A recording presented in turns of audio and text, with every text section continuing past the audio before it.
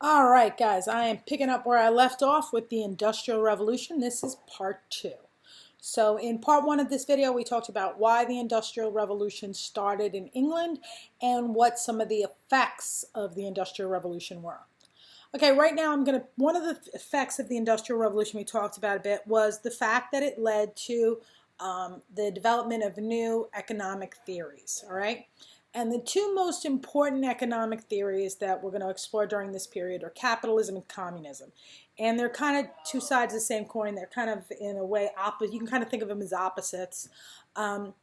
Capitalism is, you can see from the picture, the idea of capitalism is that the system that works best to make money, to create wealth, is to allow for private ownership.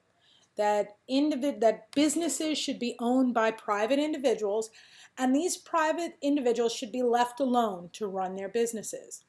And they are motivated to create good businesses based on the fact that they will acquire wealth. That the harder they work, the more effort they put into their business, the better they run their business, the more money they'll make. And that's what motivates them, this profit. That in fact, there's a famous quote from this movie, Wall Street, greed is good. And in a way, that's really what capitalism is based on, this idea that you're going to be motivated to work because you can keep the profits for yourself. Under this system, prices are determined by two forces, and these forces are known as supply and demand.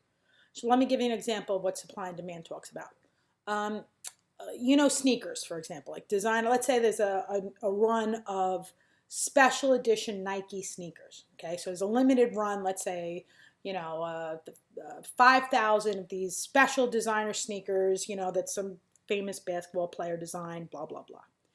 So what happens is that without me saying another word, and I ask you, do you think these sneakers are going to be cheap? Or do you think these sneakers are going to be expensive, right?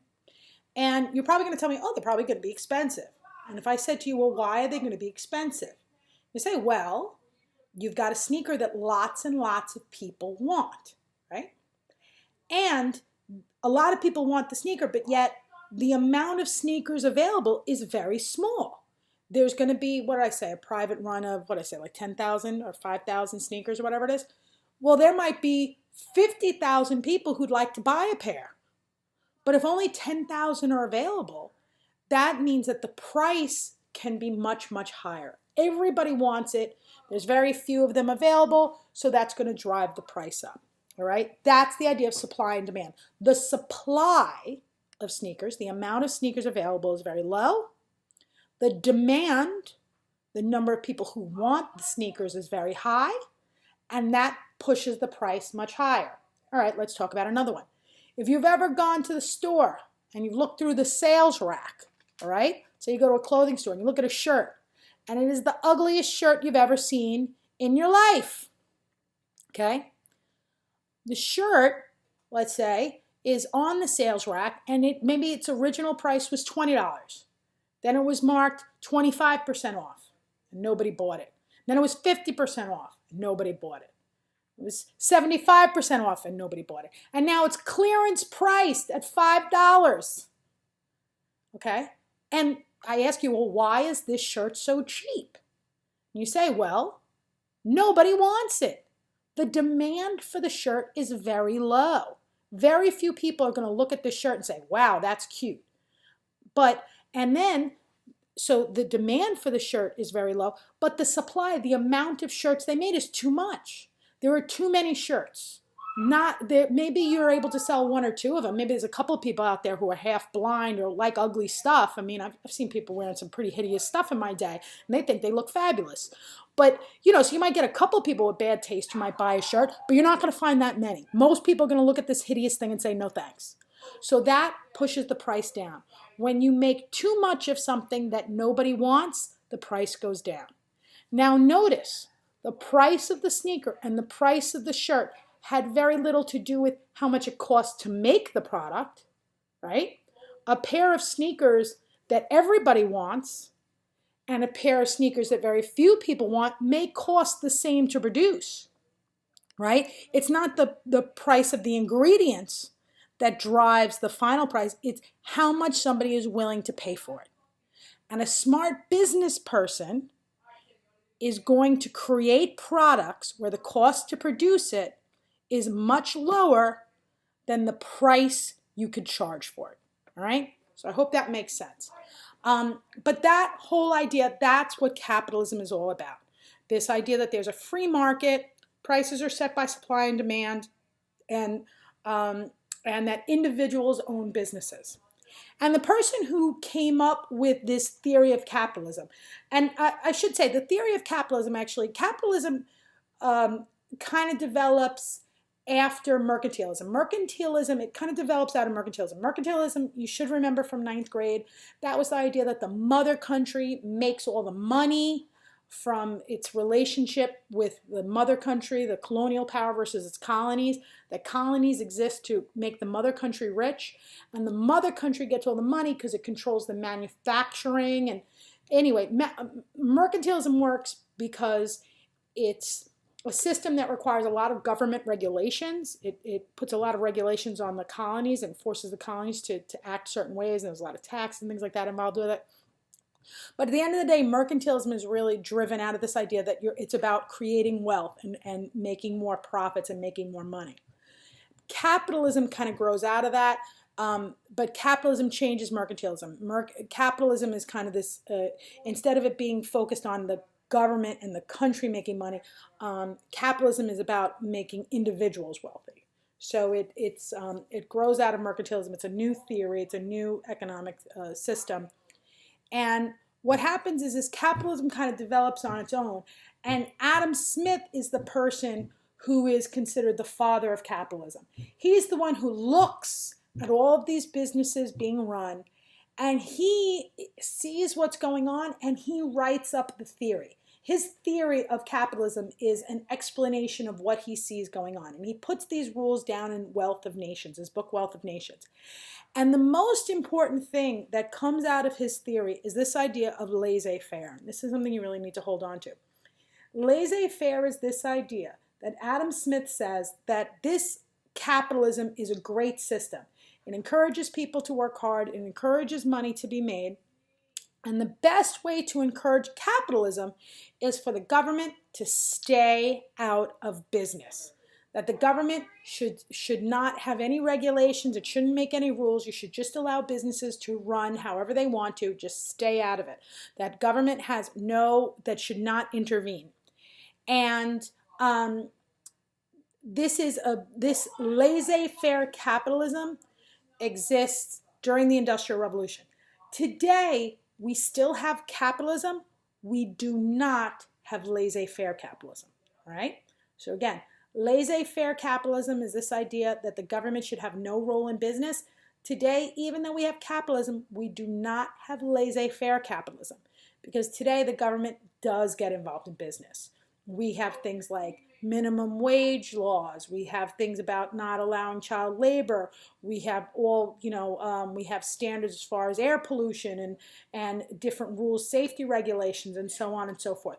So government does have a role in businesses, but laissez-faire capitalism says the government stays out of it. All right, so like I said, that's capitalism. That's the system that most countries follow.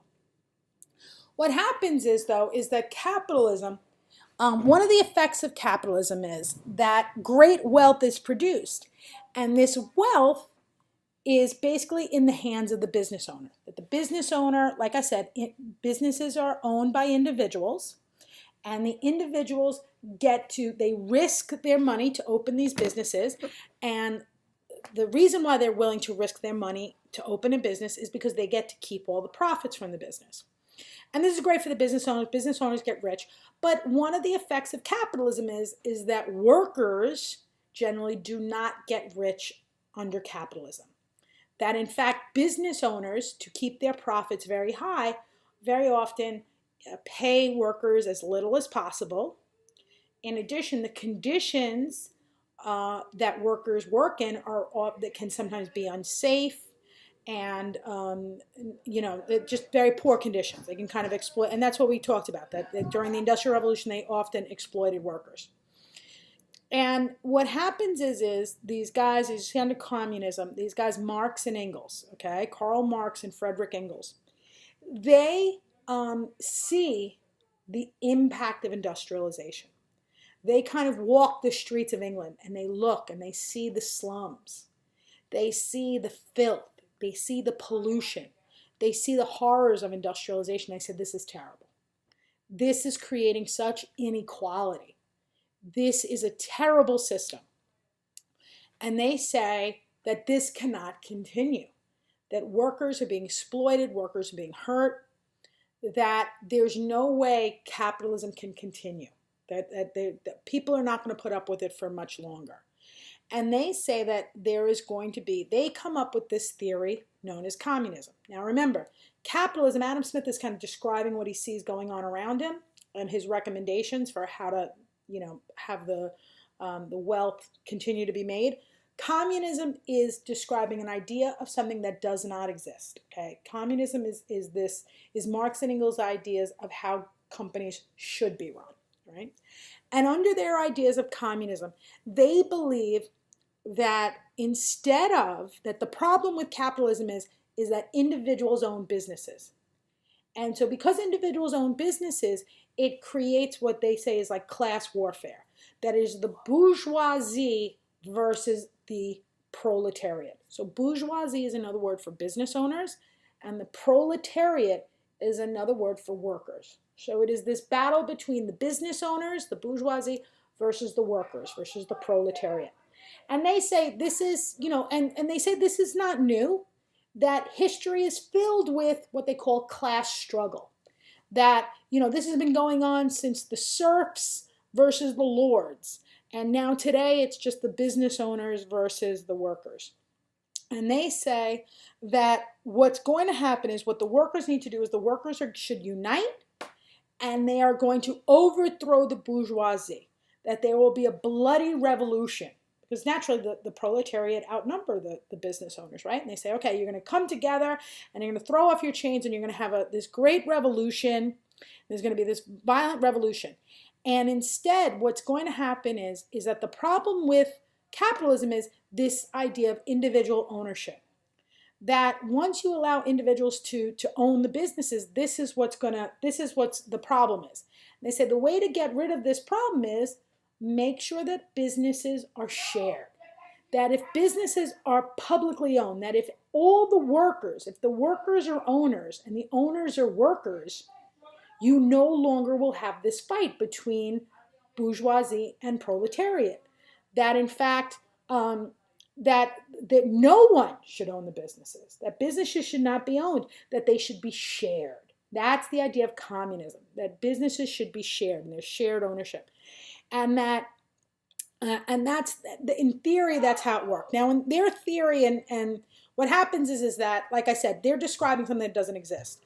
Eventually, the first country that will actually adopt communism is going to be the Soviet Union. All right. And because what happens is under the theory of communism, you don't even need a government anymore, and people are just going to, live together and rah, rah, rah, and it's all going to be fabulous. There's going to be this period of socialism, and socialism is going to lead to communism, blah, blah, blah. What ends up happening, though, is in the real world, the theory doesn't work out. As, the best laid plans, never work out. So in reality, what happens is what you find in communist countries is something known as central planning, or as you see in that second bullet, command economy.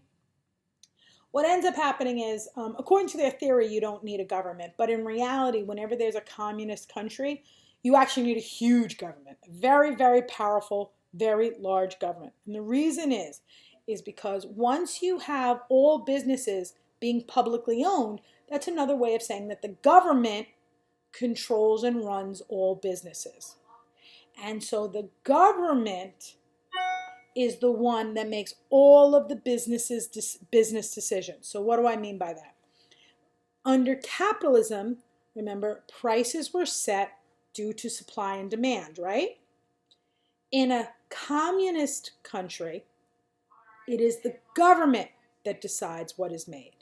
It is the government that decides what price it's going to be at. The government is going to decide how much of a supply there is. The government makes all the decisions about what is made, how much is made, what job you have, how much you're paid, everything. And the push of communism is to try to make people as equal as possible. All right, so there is no private property.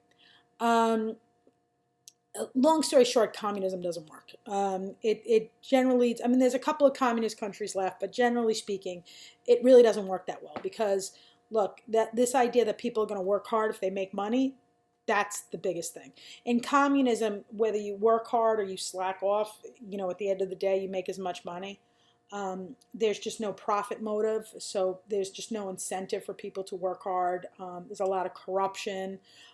Governments are really bad at running businesses. They're just really, really bad at it. They generally don't make good decisions. There's a lot of, like I said, a lot of corruption and things like that. So communist economies generally do not work and they don't make enough money.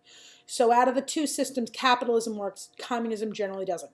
That's not to say that it's a complete waste of time. Communism, the idea of communism actually has a great deal of impact. Like I said, it's going to lead, there's a lot of communist countries out there. China, the USSR, Cuba, North Korea, Vietnam. A lot of countries have adopted communism. And what happens is what you find today is you see a lot of countries that adopt something known as socialism. Socialism is kind of like an in-between. Socialism is like most countries that are socialist, that believe in socialism, and this can include even Western Europe and things like that, the idea of socialism is in between. What I mean by that is some businesses, the most important businesses, are owned by the government. The most important products and services, the government will have a hand in determining prices and supply of those important products like fuel and things like that. And the government has a huge responsibility to make sure that workers have a good lifestyle and that individuals are taken care of. There's generally very high taxes, but there's a lot of services to their people. That's generally what socialism is. So it's in between the two. It's a very, but it still believes in supply and demand. There is still private ownership in a socialist country. There's many private businesses there, so it's kind of in between. So laissez-faire capitalism doesn't work, and communism doesn't work. But they're both, like I said, they're both very influential. So you need to know. The main difference is, like I said, capitalism, think private ownership, free market, supply and demand. Communism, think command economy, central planning. This idea of Communist Manifesto, Marx and Engels, the proletariat versus the bourgeoisie. These are the key things to remember about communism. All right, moving on. All right, the potato famine. The potato famine we're going to cover just because it happens within the same era of the industrialization of England. Sorry, I just need to swallow something. All right, so my throat's getting a little dry. All right, what was the potato famine? Long story short, what happens is the United Kingdom, if you look at England, there's England, which is like British people, and then there's Scotland, which is Scottish people. There's Wales, which has Welsh people, and there's Ireland, which is filled with Irish people. All of these people together form the United Kingdom. And the United Kingdom is basically run and dominated by the British, okay? So that's the reason why Irish people do not consider themselves British, okay? There's a difference between British and Ireland, even though they were part of the same country. All right, so there's a lot of prejudice and hatred towards the Irish. The Irish are Catholic, the English are Protestant, that type of thing. All right, so generally speaking, in Ireland, there's a lot of farms in Ireland. Ireland does not have a lot of industrialization. It's basically agricultural. But the problem in Ireland is it's a pretty cold climate and the soil is very rocky. So parts of Ireland, it's really hard to grow food there. And in those parts, one of the big crops that does very well is something known as the potato. Potato got brought over from the United States.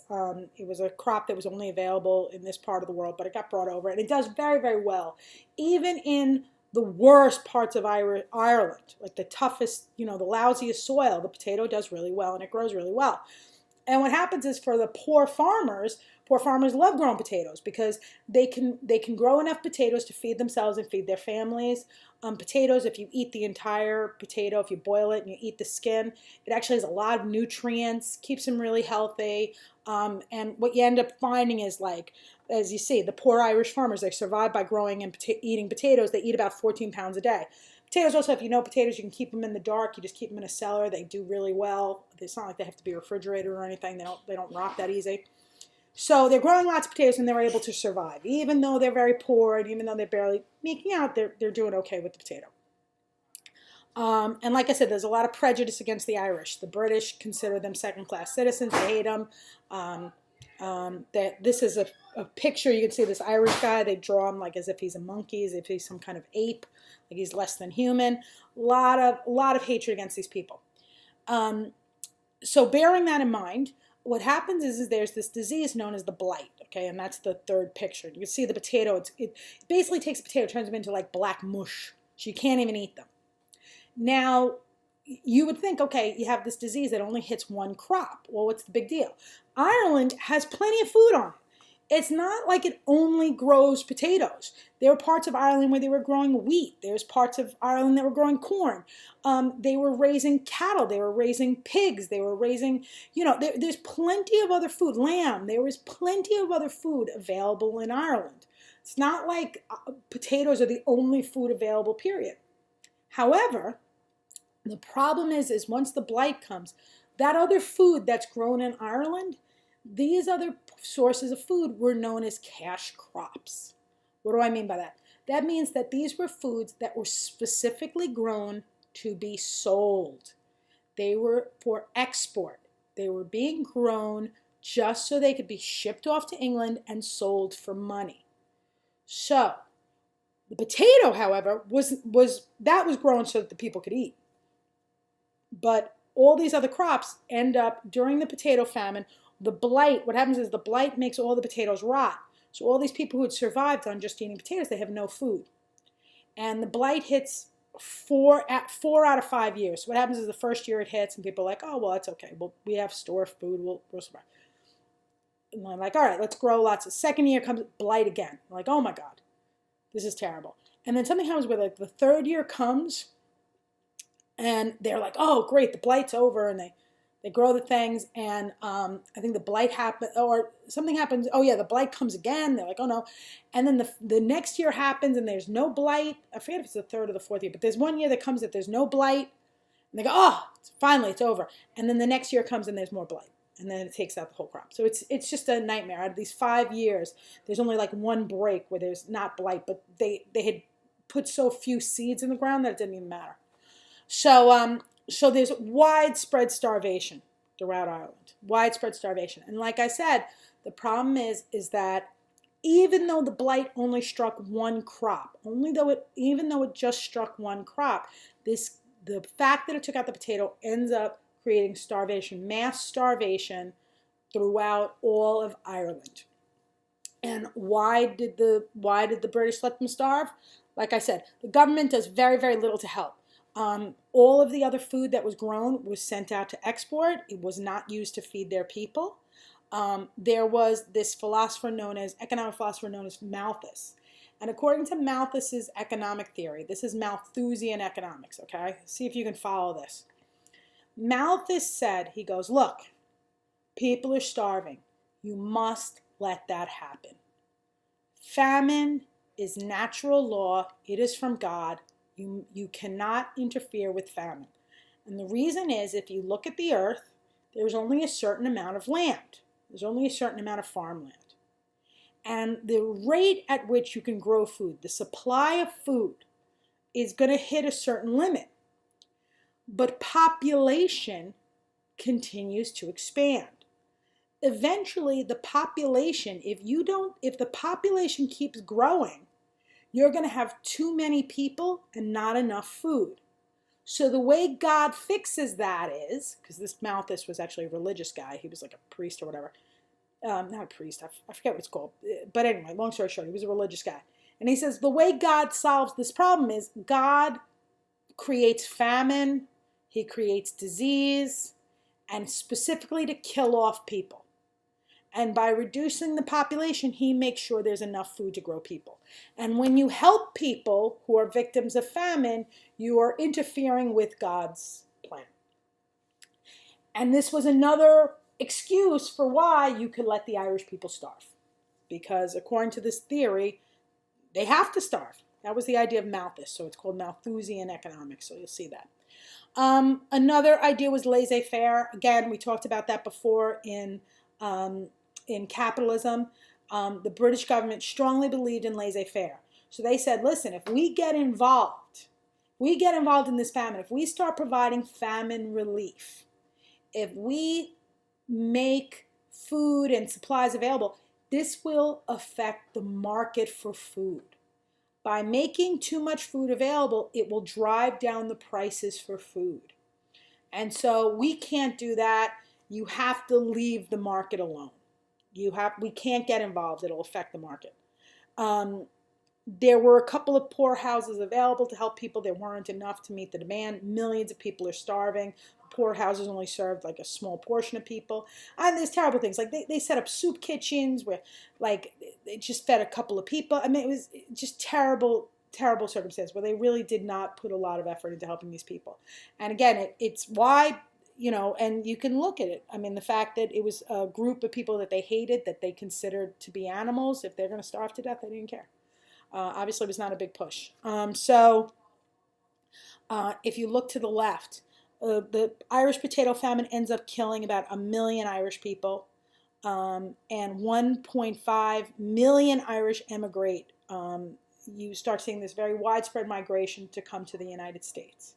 All right, very large numbers of Irish people coming to the United States.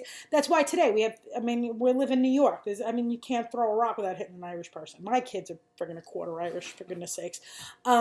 It's, that we have a huge Irish population, and a big reason is because there was this huge wave of migration because of the potato famine.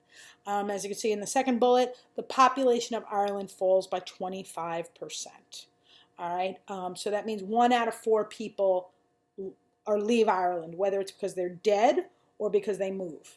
They have 1/4 of the population is gone. And this Irish potato famine, and specifically, as well as the response by the poor response by the British government, this is one of these reasons why there was this call for Irish independence. Today, Ireland is a separate country from England. It did grant independence. And this is something, if you talk to Irish people, they are still PO'd about it. You know what I'm saying? They're still like this had a real scar on the relationship between England and Ireland, and rightfully so. All right, the last thing that we're going to take a look at is when we start talking about industrialization, is the experience of Japan. Japan will also experience industrialization, but theirs is a little different. Theirs takes place, the period of industrialization in Japan is known as the Meiji Restoration. Long story short, the Meiji Restoration, if you look at the top left picture, right? Japan was an ethnocentric culture. Ethnocentric. It is a country that is, it's an isolated country. Remember, it's an archipelago. It's a group of islands. So it can cut itself off. It does not, it chooses a path of ethnocentrism. It chooses isolationism. And so this is how we get this very unique Japanese culture. Like you said, you have your samurai warriors, you have, your women who, have the whole, what's it called, the geishas and things like that. This very unique culture, and it cuts itself off. What ends up happening is, and this is run through the Tokugawa shogunate. You may remember this from 9th grade, but there was that, that Edo period, and then after you get the Tokugawa shogunate that starts running the country. It was kind of form of centralized feudalism. Anyway, Tokugawa shogunate is in control of the country, and things are chugging along, and they're living the same way they have for many, many years. They do not experience industrialization, so they don't have many factories. Like I said, you have the samurais who are using the same old swords and things like that. And lo and behold, out of nowhere, who pulls up but Matthew Perry? He's an American. And he pulls up with this steamship that is loaded down with modern weapons. Okay? So when he pulls up to Edo Bay, he basically, I mean, it's like he can kick everybody's butt. The Japanese are fighting with, they're bringing swords to a gunfight. You get what I'm saying? So when Matthew Perry pulls up, he's like, listen, we want you to trade with us, basically whether you like it or not. And we're going to give you 6 months to think about it, and that's it. And so the Japanese have to think, and they're like, all right, what do we do? Do we fight this? Do we try to stay isolated? Do we, try to tell the Americans to go away? Or do we, kind of suck it up and open ourselves up to these foreigners? And they make the decision, they make the strategic decision that they say, all right, we're going to open up Japan. And what happens is Matthew Perry comes back a couple of months later. He doesn't wait the whole full 6 months. But the Japanese say, all right, you win. We will trade with you. And what happens is that the Japanese ports are all open to trade with America and other countries, all right? But here's the thing. Once they open themselves up, the Japanese get, have contact. Now it's allowing for cultural diffusion with the West.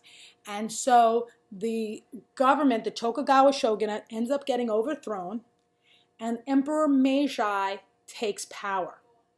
And under Emperor Meiji, he says, look, if we sit here and we keep our same old culture, we're going to be dominated by foreigners, and we're going to be weaker, and we're going to be taken over, and we're going to be, conquered and just destroyed. What we need to do is we need to learn from these foreigners, and we have to use their kind of, in a way you can think of it as them using their weapons against you. But they decide that they are going to choose to industrialize. This is what the Meiji Restoration is. The Meiji Restoration is this period of rapid industrialization. Okay? It doesn't just happen. This industrialization in Japan happens because the government of Japan says, we are going to industrialize now. And there's a huge push, whether people like it or not, you are going to industrialize. So, for example, the samurai do not like this. The industrialization, when they move from, proud warriors with their swords to guns, these guys are all out of work, and ends up, there's like some rebellion and stuff, but long story short, they lose. And the Meiji Restoration continues. So you can see on the upper right, these are now pictures of Japan during this Meiji Restoration. Women go from wearing these kind of traditional outfits now to dressing like Westerners. The warriors go from being samurais to soldiers. The boats go from these kind of very traditional kind of, I don't know if that's, I know junks are what the Chinese ships are called, but you can see these kind of more traditional sail ships are replaced with, the steamships that you see on the right. And you can see the railroad trains and things like that are coming to Japan, all right? So you can see on the bottom, Emperor Meiji, the Meiji government, the Emperor Meiji takes on much greater power. They form a centralized government. They modernize their economy, modernize their military. They make a lot of social changes. And this is this big push to make Japan a modern country. And it is successful. Japan industrializes. However, there's a problem. Remember, Japan is an island, okay? But Japan is not like England. If you remember I told you there were like 3 important things to remember about what England has that allows them to industrialize. It has lots of food, lots of people, and it has lots of raw materials. Japan has one of the 3. It has a lot of people, does not have a lot of food, does not have a lot of raw materials, all right? This is very tough, and this is something that Japan continues to struggle with today. It needs more, it does not have a lot of resources. Japan's a volcanic island, there's not much stuff there. In fact, the only crop that it's self-sufficient with is rice. And clearly it can do a lot of fishing because it's an island. I mean, look at sushi, fish and rice, put them together. But beyond that, they don't have a lot of other foods available to them. So what happens is if Japan wants to industrialize, they realize that they need to imperialize, that they must conquer other countries in order to get the raw materials and markets necessary to industrialize. This is going to be critically important. Japan must imperialize to industrialize. It lacks natural resources and farmland. So what happens is Japan starts conquering the areas around it. The Sino-Japanese War, that's where Japan is going to fight with China, so it ends up getting a sphere of influence within China. It ends up beating Russia, and this was a huge turning point because Russia is considered one of the European powers, and the idea that Japan, which used to be this little pipsqueak island in the middle of nowhere, suddenly can take on a European power and win was amazing. People are like, whoa, we got a new player in town. Suddenly Japan is considered like an emerging threat, the fact that they were able to win against Russia, so that was a big change. And then later, Japan will actually take over Korea. All right, Korea becomes conquered by Japan. And what happens is oh, sorry, I'm missing something. But just to let you know, this period, what we're going to see is that this Japanese imperialism is going to blend into World War II. All right, that's the only other thing that I just want to make sure you're aware of. That what they call the Sino-Japanese War, which is the war between China and Japan, this starts after the Meiji Restoration as part of its imperialism. But Japan's imperialism, that war with China, is actually going to continue, and that Sino-Japanese War is going to merge with World War II. Okay, where Japan is going to be on the side of Germany and the rest of the Axis powers. But we're going to talk about that more during World War II. But just to FYI, just timeline-wise, that's what's going to be.